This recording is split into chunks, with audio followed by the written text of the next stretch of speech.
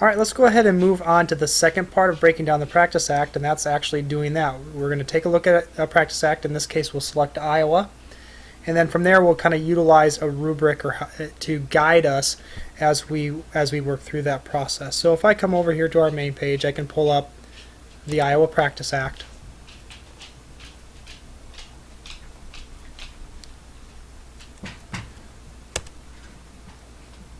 And I have that down here as it downloads.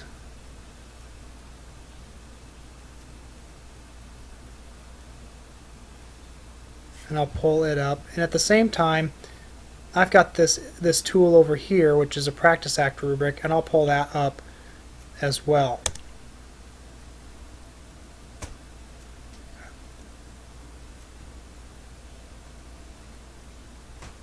I'm going to go ahead and minimize this a little bit here, and hopefully there's enough of it for you to be able to see. Widen that up, and then we can go ahead, just minimize this a little bit. Okay, so if we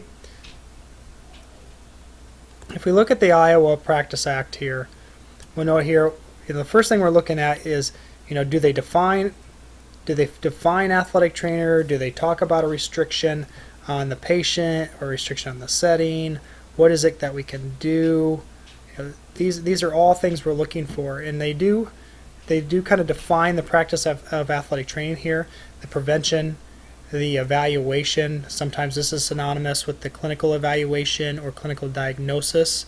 Emergent care, physical reconditioning, again, can be synonymous with some of the therapeutic intervention, or probably more specifically the rehabilitation process.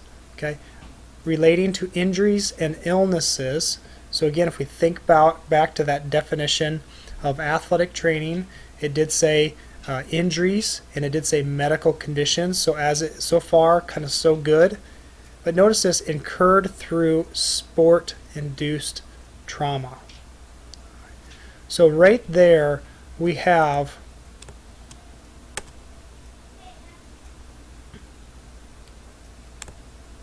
this key term, sport-induced trauma. So all these things that apply to the practice of athletic training, which seemed to be good at one point in time, which was great, and especially because we have the designation of injuries and illnesses, but now it's been restricted because it has to be sport-induced trauma.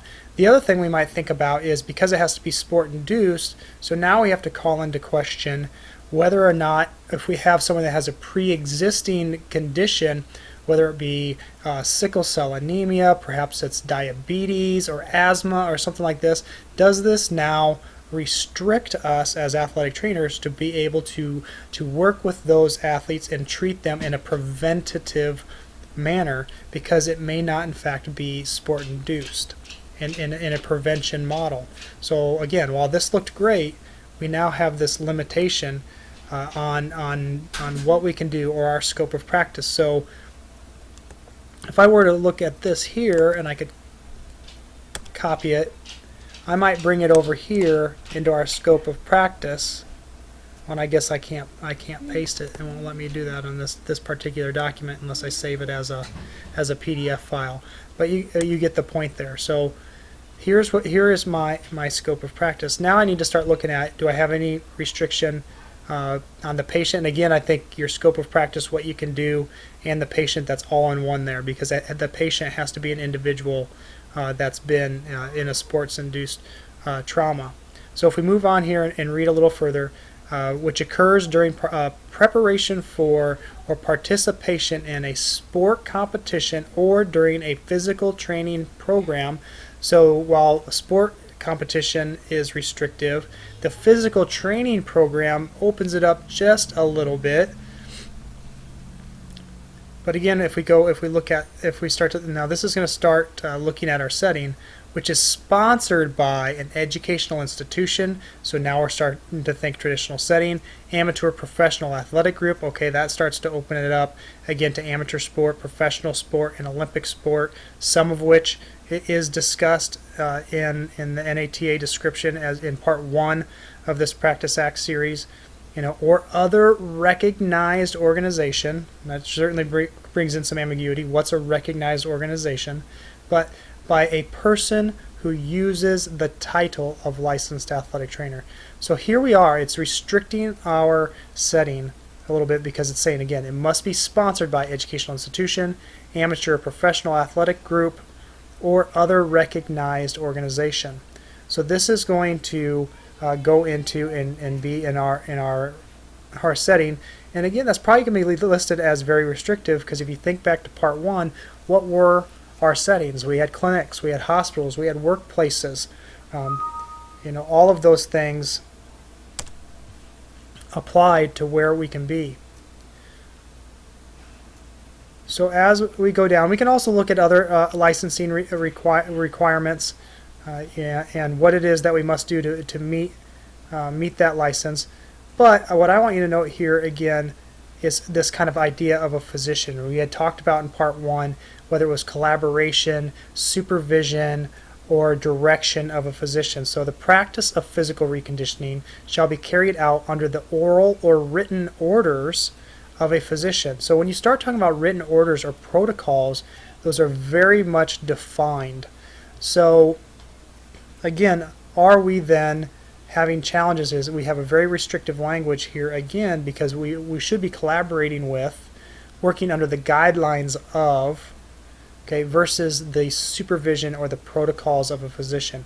We are educated, again, go back to our educational domains, we are educated on therapeutic modalities, we are educated on rehabilitation, therapeutic intervention, within our educational practices that again are governed and overseen by the CATE, the Commission on Accreditation of Athletic Training Education, that verifies that we are in fact taught and assessed in each of those areas, both cognitively and through our skills.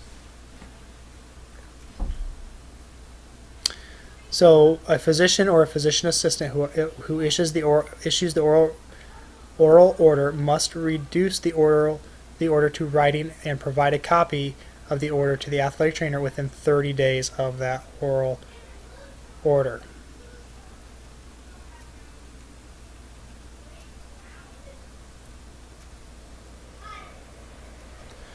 So again, we look at, this is scope, not necessarily just scope of practice, but we look at individuals that it does not apply to. So any of these folks, whether it be optometry, occupational therapy, nursing, chiropractic, whatever, they are not considered an athletic trainer. They are under their own practice acts and within their own educational domains.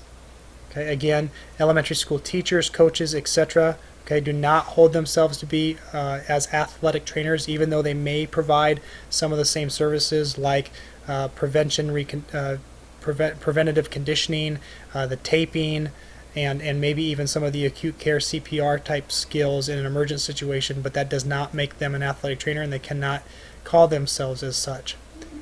And two, again, we do see that student athletic trainers are mentioned in this particular practice act, which is noted over here on our review of state practice acts, and these are students of athletic training practice athletic training under the supervision of a licensed athletic trainer. So in connection with regular course of instruction at the school, providing that athletic training instruction. And again, this is key because much like or consistent with the CATE, again, Commission on Accreditation of Athletic Training Education, all students must be supervised, so physically, and verbally, as to intervene on behalf of the patient.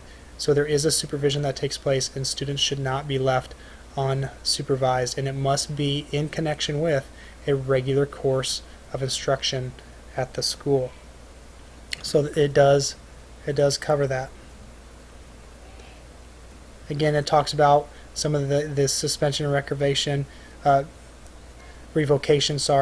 of your license, and then it talks about again a penalty in that. But I'm not so much concerned about that. The thing for this assignment, as we analyze the practice act that's so important, is probably this piece here. Again, what can we do with what type of patient in which setting, and then how we do that in terms of our supervision or our direction or our collaboration of a physician. So here's just one example of how you might utilize your review of the state practice acts.